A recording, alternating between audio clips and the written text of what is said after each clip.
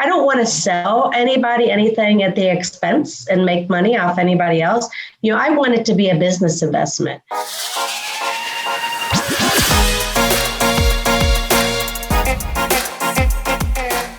Hello and welcome to episode 38 of the Smart Agents Podcast. My name is Michael Walter and I'll be your host. In today's episode, we chat with Cincinnati-based Holly Moloney.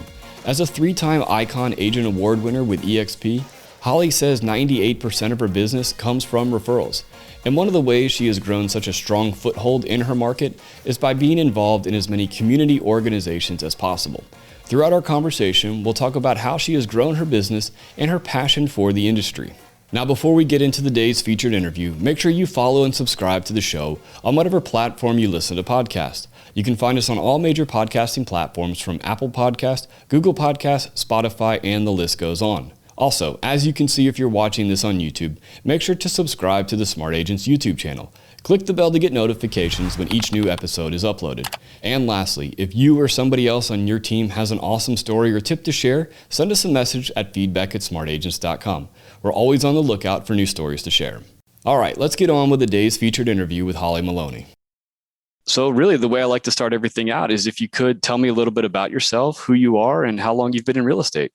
Okay, I'm Holly Moloney, and I am with EXP Realty. I am licensed in Ohio, Kentucky.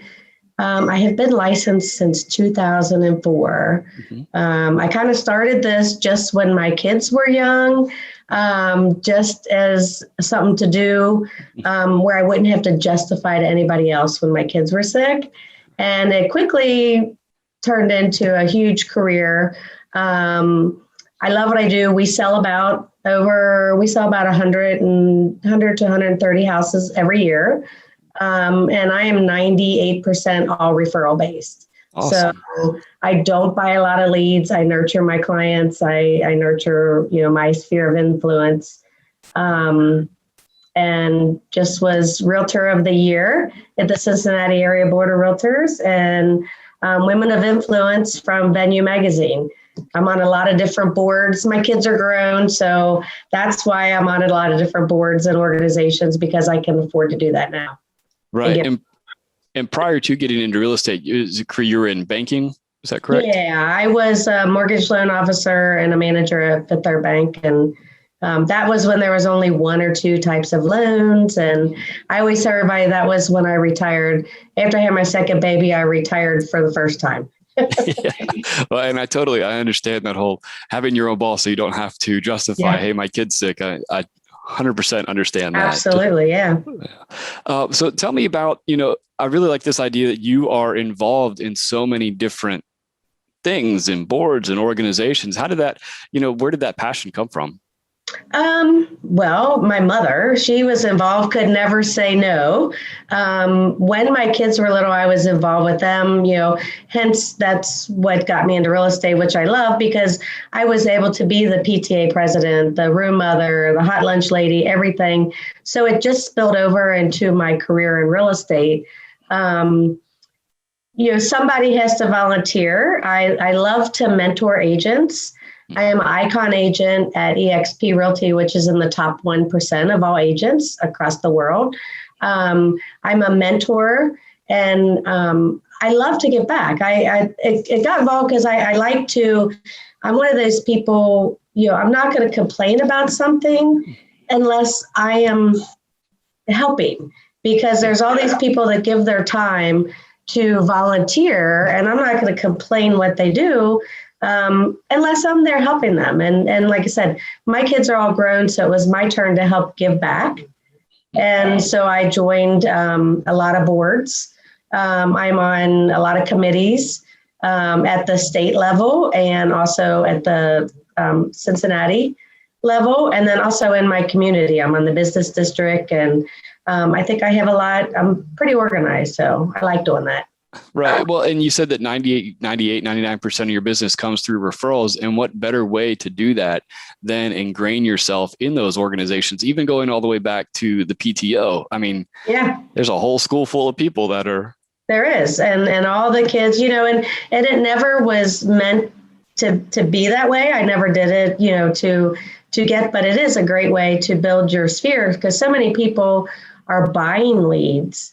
And these leads don't care about you. If you don't call them back in 2 minutes, they're going to go on to the next agent and the next agent and the next agent. And, they might be a one and done person. They're not going to be loyal to you. Where, my clients, they refer their sister, their brothers, their cousins. And, I sell them their second house and their third house and their kid's house. And so that's what I love. Right. And also being involved in the organizations within the community, the up and coming businesses and the development, that's a great way to, when you have those leads or those clients that are maybe relocating in or moving to different parts of the community, you have all the information to tell them what's going to be happening. Because you need to know, that's part of your job as a real estate agent. You need to be in the know of what is going on. You need to know what's going on in communities. I did a lot of international relocation for Procter & Gamble when they were bringing a lot of people in and out, and they only know what somebody at work tells them. You need to know what's going in up and coming area. I always tell my clients, if we're in the know, which we should be, I don't want to sell anybody anything at the expense and make money off anybody else. I want it to be a business investment. So they're in a good area. And so in a year or two, if they decide to move, they're not going to lose any money. So then you got to know what's going on in the developments and the different areas. Right. So tell me about, the ICON Award, all this, the ICON agent and all this stuff. I mean, where did that drive come to be, at the top of your game all the time? I think that is just instilled in me, my competitive nature, probably like most real estate agent, is that OCD-ness and, the personality and everything that I do, I want to do the best. The ICON at EXP is, it's a performance award as well as, community. You have to give back. You have to be the pillar of your community, and you have to be that, which I love. You have to be one of those agents that new agents can reach out to, and you have to give back to your community. How have you handled or adapted really to everything with the last year? I mean, because those community meetings weren't necessarily happening. They were more virtual. How are you getting in front of people like that? Well, I have an office, unlike a lot of the EXP agents. I do have an office. I come into my office. We were deemed essential here in Ohio and Kentucky. So I may have had 2 days where my phone didn't ring and I was a little nervous, and but then it was so busy and everybody handled it different. So I never wanted to judge. Everybody had a different comfort level with the pandemic. So, I would send out little cards to some of my older clients and just to let them know I was here. I was thinking of, it had nothing to do with buying a house, but, a lot of my older clients, I reached out to see if they needed anything, any groceries, anything like that. But the hardest part, I think, for me is because nothing else was open, and I had a bazillion Zoom meetings, and and it was great, and a lot of online meetings and things. The hardest thing for me is nothing socially was open up. So you can quickly, as a real estate agent, find yourself working 24/7. So you would work on other things, and that's what kind of helped nurture my clients, because I had more time to reach out to them. Yeah.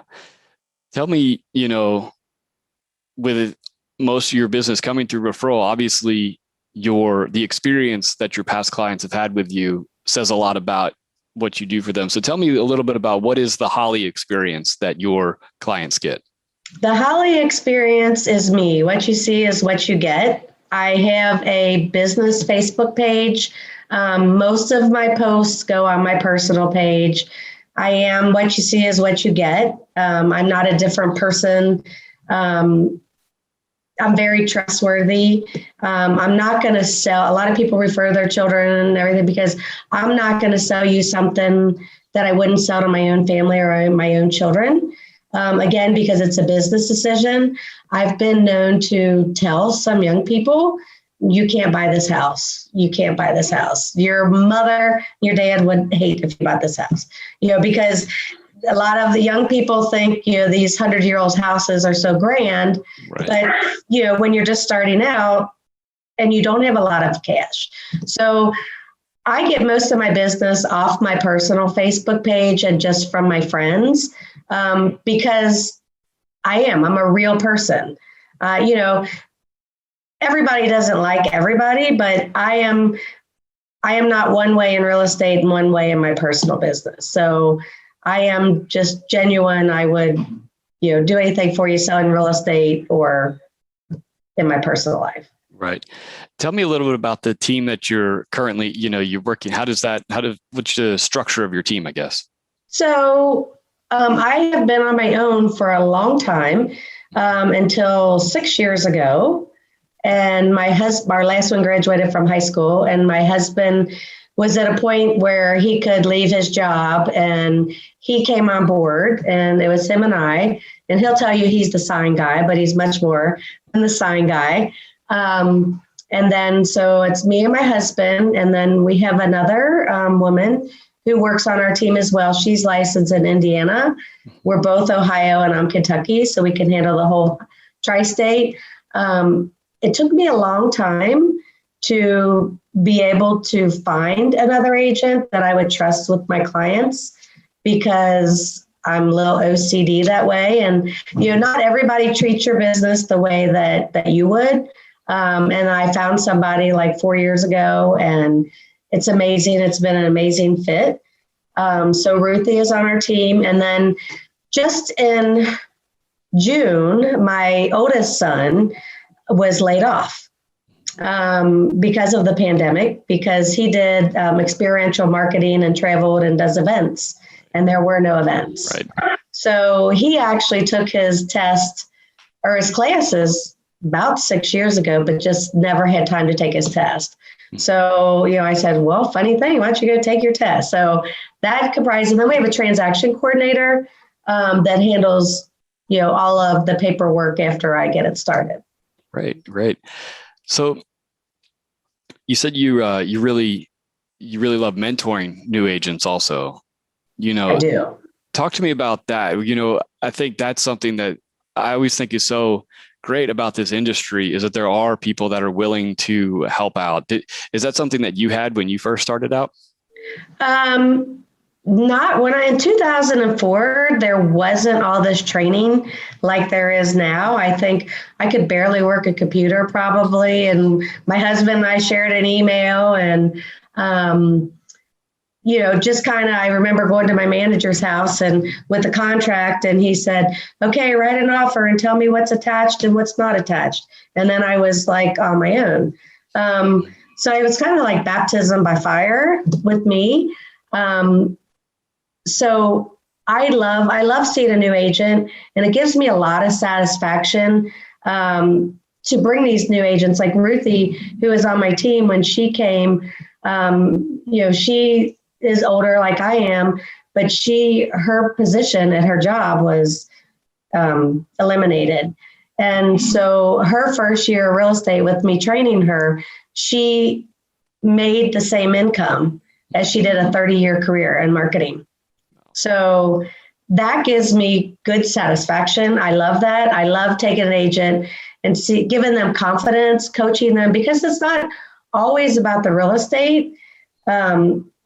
Some companies, you'll write a really mean, good contract, but all of the other stuff that goes along with it, you don't get that. So there's a lot of emotions in real estate, and I, as well as writing a good contract, because no two transactions are the same.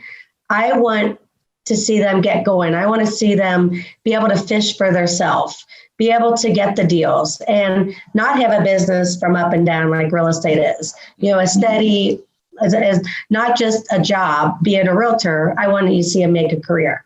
Right. And I think, a lot of places that I hear, you get the how to write the contract training, but not so much the sales training or the, the, like you said, the dealing with the personalities, because you can, in one deal, you can run the gamut in the personalities. Right. And a lot of it just comes down to those personal interactions and having, the ability to pick up on those cues. Right. And to listen. And like I tell a lot of agents, you just have to listen to what the client's telling you. You may not always have the answer, and that's okay. That's okay. You're not. So you just say, I don't know that, but then I'll get back with you and get that answer. And people are okay with that. Right. What, so going into, well, actually, first of all, I just want to ask you, starting in 2004, you've been through, some ups and downs in the market. What did, I guess going through the kind of the 2008 timeframe and then coming in last March when things were very uncertain there for a few weeks, was there some worry? There was a little worry, not too much, because again, as a real estate agent, and this is what I teach when I mentor agents, you need to be able to do a lot of different services, not just list and put a sign in the yard, list and work with the buyer. Back in 08, 09, when the market was bad, I wanted to be the matchmaker, and I figured out how to put the deals together. If something wasn't selling, doing a land contract or a lease purchase and short sales. I did a ton of short sales, muddled my way through my first one with a client and left that listing appointment. It was a client that I'd already sold their property, and she had MS in a wheelchair, and they were on a 2-level. And I walked out of there. They didn't have $15,000 to bring to closing, and they were crying. And I walked out of there thinking, I got to help them. It's my job. So I muddled my way through a short sale. I have done thousands of short sales around the country. I even had a company called Three Blondes at a short sale. So we work with a lot of agents all over. So it's just finding that need and not just being that one-sided agent that can just go out and show a buyer a house or be a listed. You have to have, I always say, different ornaments, a lot of ornaments on your Christmas tree. Right. No, I really like that analogy of it. We always say, you can't just have a one-legged stool. So that leg falls down, you're going to go down with it. So having those multiple legs. One of the things you mentioned earlier was when was it, as you say, Procter and Gamble that came in. So when, a company is moving in and being able to be that relocation agent, what was that like to be able to get in? And really, if any tips that you would have for people that, they hear about a company coming in, to reach out to those companies and, kind of say, look, I can help out your people moving in here. Right. Well, in Cincinnati is Procter and Gamble's home base. So they're here based in Cincinnati. So they would bring people in, and a lot of agents will not do that business because you have to pay the relocation company a big referral fee. I did that. I was brand new. None of the existing agents would do it. I went through all their training, learned the high touch, but these clients were very loyal to me at the end. It would call me to list. And again, it's about making connections. I had to give up some of my commission. And with the international relocation, I did more than just, because they were coming from another country and they're expat. And I did way more than just selling them a house. I would take them to daycare and school visits. I took them to the bank to open a banking account, to get a social security card, driver's license, all of those things that they'll need here. And most of them, they didn't want to do a double move. so I made it easy for them, and I found a company that put in temporary furniture, and I took all the furniture, and I was there at the house, and so when they came in, it was easier for them to get settled, because most of the expats in relocation, it's either the husband or the wife that's relocating, and then the other spouse is kind of left holding the bag. So when you do those extra little things for your clients, they're going to remember that. That's what's going to set you apart. Right. Well, and like you said, where you had to give up some of your commission for the relocation, you're building a great base of, clients that eventually they're probably going to move again, so that's a great group of people that you have to, in 7 years or whenever they're ready to make that next move or upgrade in size, you're the person they're calling. It is. It's perfect. And like I said, my only thing was I needed one extra day a week just to be friends with them, because they would invite me to baptisms and christenings and birthday parties, because I was their only first connection here when they came back, right, which I loved. And I'm friends with all of them on Facebook. And right. Well, just kind of wrapping up a little bit, I like to ask people that, especially that have been in the business for a little while, if they could go back and tell themselves when they were first starting out, that one thing that could really jumpstart their career that now, what would that be? One thing that would jumpstart their career is nurture your contacts, your friends. Start that database. That's what I do with new agents right off the bat before they start. I'm like, get a database. It doesn't really matter what CRM that you use. It doesn't even matter. It's just as long as you're reaching out to these people. They don't always want to hear, I see some of these agents on Facebook and they're like, oh, it's a great day. I had 2 listings, 4 contracts, 10 showings. People don't care about that. They don't care. That means nothing to them. They'll defriend you, and they don't care about that, but they care if you see on Facebook that their dog passed. That's near and dear. Send them a little card to let them know that you care, and be sincere about it. Don't just, so you have friends in this life, you have acquaintances, you have family, and just be real. Be a real person. Don't be different selling real estate than you are in real life. Awesome. Well, thank you so much for taking the time to spend with us. Thank you, Michael. It was awesome. I want to thank Holly for joining us today. I really enjoyed our conversation, and I hope you did too. So once again, if you think you or somebody else on your team has an awesome story or tip to share with our community, send us a message at feedback@smartagents.com. Well, that wraps things up for this episode, but remember, follow the show wherever you listen to podcasts, and make sure to subscribe to the Smart Agents YouTube channel. Again, I'm Michael Walter, and we'll see you on the next episode.